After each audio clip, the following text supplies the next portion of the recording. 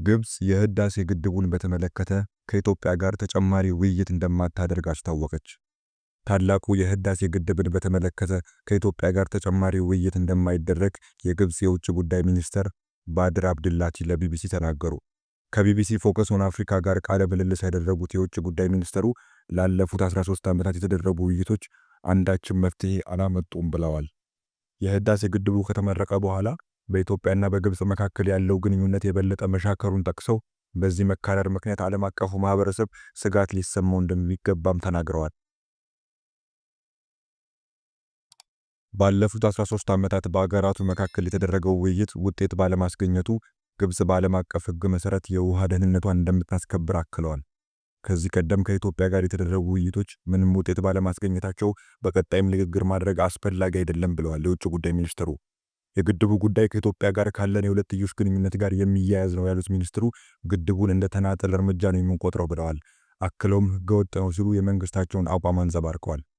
ግድቡን ከዓለም አቀፍ ህግ ጋር የሚጣጣም አይደለም ሲሉ የገለጹት የውጭ ጉዳይ ሚኒስትሩ ዓለም አቀፍ ህግ በግልጽ እንደሚለው ማንኛውም ድንበር ተሻጋሪ ወንዝ በዓለም አቀፍ ህግ መርሆች መመራት አለበት።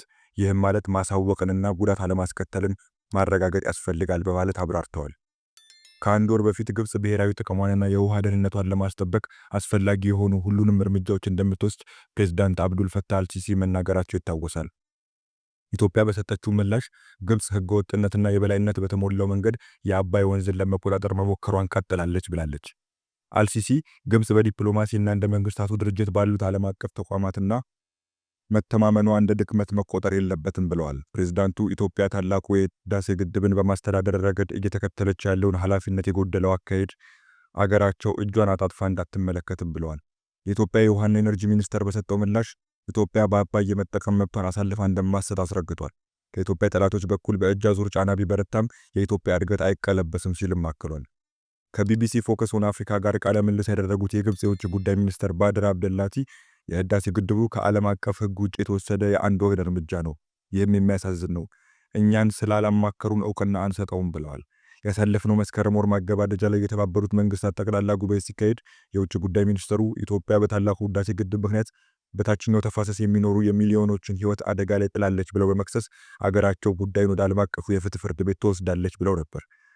በዚያው ጉባኤ ላይ የተገኙት የተባበሩት መንግስታት የኢትዮጵያ ምክትል ቋሚ ተወካይ ዮሴፍ ካሳዬ ለግብፁ የውጭ ጉዳይ ሚኒስትር በሰጡት ምላሽ ግብጽ ስለ ታላቁ ህዳሴ ግድብ ያደረገችው ንግግር መሰረት አልባና አሳሳች ነው ሲሉ አጣጥለዋል። ግብጽ ስለ ታላቁ ህዳሴ ግድብ ተአማኒ ያልሆኑ ክሶችን በተደጋጋሚ ወደ ተባበሩት መንግስታት የጸጥታው ምክር ቤት አቅርባለች ሲሉ አክለዋል። የህዳሴ ግድቡ ከተመረቀ በኋላ ግድቡ በአግባቡ ባለመተዳደሩ ምክንያት የተለቀቀው ውሃ በሱዳን ጎርፍ አስከትሏል በሚል ግብጽ ክስ አቅርባ ነበር። ኢትዮጵያ ክሱን አስተባብላ የግብጽ ክስ ዓለም አቀፉን ማህበረሰብ ለማሳሳት እንዲሁም ሐሰተኛ የተጎጂነት ትርክት ለመፍጠር ያለመ እንደሆነ ገልጻለች።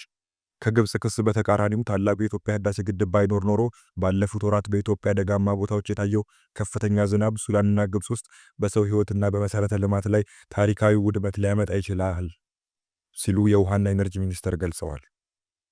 የግብጽ የውጭ ጉዳይ ሚኒስትር ምንም ስምምነት ላይ ሳንደርስ ከ13 ዓመታት በላይ ስንደራደር ቆይተናል፣ እኛ በቅን ልቦና ስንደራደር ስለነበረ የሚያሳዝን ነው ብለዋል።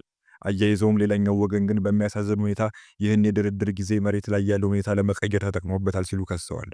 የድርድሩ ሂደት ወደፊት ሊቀጥል የማይችልበት ነጥብ ላይ ደርሷል ብለን ከአንድ ዓመት በፊት በግልጽ አሳውቀናል በማለትም በቀጣይ የሚካሄዱ ውይይቶች እንደማይኖሩ ተናግረዋል። አሁን ላይ በግብጽና በኢትዮጵያ መካከል ያለው ግንኙነት ባለበት ቆሟል ያሉት ሚኒስትሩ ግድቡ ጉዳት የሚያደርስብን ከሆነ በዓለም አቀፍ ህግ መሰረት ብሔራዊ ጥቅማችንንና የውሃ ደህንነታችንን የመጠበቅ ሙሉ መብታችንን እንጠቀማለን ብለዋል። ባለፈው ጥቅምት አጋማሽ ላይ ለመጀመሪያ ጊዜ ከተካሄደው የአውሮፓ ህብረትና ግብጽ ጉባኤ በኋላ የወጣ መግለጫ የአውሮፓ ህብረት ግብጽ ካለባት የውሃ እጥረት የተነሳ በናይል ወንዝ ላይ በከፍተኛ መጠን ጥገኛ መሆኗን እንደሚገነዘብ ጠቅሷል። የግብጽን የውሃ ደህንነትና ዓለም አቀፍ ህግን ማክበርን በተመለከተ ለካይሮ ያለውን ድጋፍ የገለጸው የአውሮፓ ህብረት ይህ አቋሙ የኢትዮጵያን ግድብም እንደሚያካትት አስታውቋል። በብራስልስ የሚገኘው የኢትዮጵያ ኤምባሲ የአውሮፓ ህብረት ከግብጽ ጋር በመሆን ካይሮ በአባይ ወንዝ ላይ የምታነሳውን የቅኝ ግዛትና የብቸኛ ተቆጣጣሪነት መብት የሚያስተጋባ መግለጫ አውጥቷል በማለት መውቀሱ ይታወሳል። የአውሮፓ ህብረትና ግብጽ ያወጡት የጋራ መግለጫ በኢትዮጵያ ላይ የተሳሳተ አድሎ ያለበትና ጠበኛ አቋም ያሳየ እንደሆነ በመግለጽም ተቃውሞውን አሰምቷል። ከቢቢሲ ፎከስ ኦን አፍሪካ ጋር ቃለ ምልልስ ያደረጉት የግብጽ የውጭ ጉዳይ ሚኒስትር በናይል ተፋሰስ ውስጥ ከሚገኙ ሀገራት መካከል 98% የሚሆነውን ውሃ ከናይል በማግኘት ግብጽ የወንዙ ጥገኛ የሆነች ብቸኛው አገር ነች ብለዋል። ሌላ የውሃ ምንጭ የለንም ያሉት ሚኒስትሩ ከናይል ወንዝ በየዓመቱ 55.5 ቢሊዮን ኪዩቢክ ሜትር ውሃ እንደሚያገኙና ግብጽ የምትጠቀመው ዓመታዊ የውሃ መጠን ግን ከ80 ቢሊዮን ኪዩቢክ ሜትር በላይ እንደሆነ ጠቅሰዋል። ስለዚህ ባለን ውሃና በፍላጎታችን መካከል ያለው ክፍተት የምናሟላው ውሃውን በድጋሚ ጥቅም ላይ በማዋል ነው። በዓለም ላይ 4 ጊዜ ውሃ እንደገና ጥቅም ላይ የምታውል ብቸኛ አገር ነን ሲሉም አክለዋል። በዓለማችን በርዝመቱ የሚታወቀው የአባይ ወንዝ ከ85 በመቶ በላይ ውሃውን የሚያገኘው ከኢትዮጵያ ነው። የወንዙን አብዛኛውን ውሃ የምትጠቀመው ግብጽ በኢትዮጵያ ግድብ መገንባቱ የውሃ መጠን ይቀንስብኛል ስትል በተደጋጋሚ ከሳለች። ኢትዮጵያ ይህንን ውንጀላ በተደጋጋሚ ውድቅ አድርጋለች። የግብፁ ሚኒስተር በበኩላቸው ከውሃ አንጻር ከድህነት ወለል በታች ነን። በተባበሩት መንግስታት መርህ መሰረት የድህነት ወለሉ በነፍስ ወከፍ 1000 ኪዩቢክ ሜትር ነው። የግብፅ የነፍስ ወከፍ ድርሻ 500 ኪዩቢክ ሜትር ነው። ውሃ ከሌለ ስልጣኔ ፒራሚዶች ምንም አይኖርም ብለዋል። ግብጽ በቀጣይ ምን ልታደርግ እንደምትችል የተጠየቁት ሚኒስተሩ በዓለም አቀፍ ሕግና በተባበሩት መንግስታት ስምምነት ላይ በመመስረት እንደሚቀጥሉ አስታውቀዋል። ኢትዮጵያ በተደጋጋሚ የውይይት በር ክፍት መሆኑን ገልጻለች።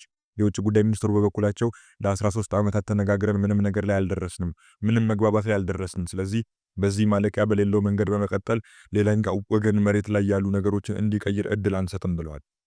ኢትዮጵያ፣ ግብጽና ሱዳን በታላቁ ህዳሴ ግድብ አስተዳደርና የውሃ ሙሌት ላይ ለዓመታት ድርድር አድርገዋል።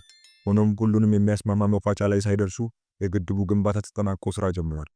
ግብጽ በአፍሪካ ግዙፍ የሆነውን ግድብ ጉዳይ ባለፉት ዓመታት ለተባበሩት መንግስታት፣ ለአፍሪካ ህብረትና ለአረብ ሊግ በማቅረብ በኢትዮጵያ ላይ ጫና ለማሳደር ሞክራለች። ጸጥታው ምክር ቤት በዓለም አቀፍ ደረጃ ሰላምና ደህንነትን የሚመለከት ዋና መድረክ ስለሆነና ይህ ጉዳይም ግልጽ የሆነ የዓለም አቀፍ ደህንነትና ሰላም ስጋት ስለሆነ ወደ ምክር ቤቱ ያመራል ሲሉ የውጭ ጉዳይ ሚኒስትሩ ተናግረዋል። ከዚህ ቀደም በየካቲት 2020 በፕሬዝዳንት ዶናልድ ትራምፕ በዓለም ባንክና በአሜሪካ ግምጃ ቤት ሽምግልና ከስምምነት ተደርሶ እንደነበር በመጥቀስ ግብጽ ብትስማማም ኢትዮጵያ ለመፈረም ሳትስማማ ቀርታለች ብለዋል። ስምምነቱ ለኛ የሚስማማ አልነበረም፣ ነገር ግን ለግብጽ ለሱዳንና ለኢትዮጵያ የተሻለ አማራጭ ነበር። በወቅቱ የውጭ ጉዳይ ሚኒስትሯን ለፊርማው ወደ ዋሽንግተን ዲሲ አቀንተው ነበር። በሚያሳዝን ሁኔታ ግን የኢትዮጵያው ሚኒስትር አልተገኙም ሲሉ ወቅሰዋል። በኢትዮጵያና በግብጽ መካከል ያለው ውጥረት ሲባባስ፣ በአንጻሩ በሶማሊያና በግብጽ መካከል ያለው ግንኙነት መጠናከሩ ይታወሳል። በሁለቱ ሀገራት መካከል የተፈረመው ወታደራዊ ስምምነት ተግባራዊ ሆኖ የግብጽ 2 ወታደራዊ አውሮፕላኖች በሶማሊያ ዋና ከተማ ሞቃዲሾ የጦር ጄኔራሎችና መሳሪያዎችን ይዘው ማረፋቸው ይታወሳል። የግብጽ ጦር በሶማሊያ መሬት መስፈሩ በኢትዮጵያ ዘንድ በበጎ አልታየም። ግብጽ በበኩሏ በሶማሊያ የአፍሪካ ህብረት የሽግግር ተልዕኮን የሚተካው አዲስ የሰላም አስከባሪ ተልዕኮ ውስጥ በተለያዩ ጊዜያት የሚሰማሩ 10,000 ወታደሮችን ለማሰማራት እቅድ መያዟን አስታውቃለች።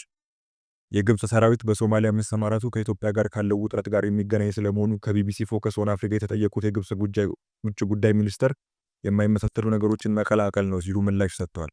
ሶማሊያ አሸባሪዎችን እንድታሸንፍ ለመርዳት በአፍሪካ ህብረት ተልዕኮ ውስጥ እየተሳተፍን ነው። እኛ ከሶማሊያና ከአፍሪካ ህብረት በቀረበልን ጥያቄ መሰረት ነው የተሰማራ ነው ብለዋል። ከኢትዮጵያ በኩል ስለሚነሳው ስጋት በድጋሚ ተጠይቀው በግልጽ እንነጋገር፣ በአፍሪካ ህብረት የሰላምና የጸጥታ ምክር ቤት ተጠይቀን እንዲሁም ከሶማሊያ መንግስት በጽሁፍ በቀረበ ጥያቄ ነው የተሰማራነው። የሶማሊያን የግዛት አንድነትና ሉዓላዊነትን ለመጠበቅ እንዲሁም አልሸባብና ሌሎች የሽብርተኛ ድርጅቶችን ለመከላከል እንረዳቸው ጥሪ አቅርበዋል ሲሉ መልሰዋል።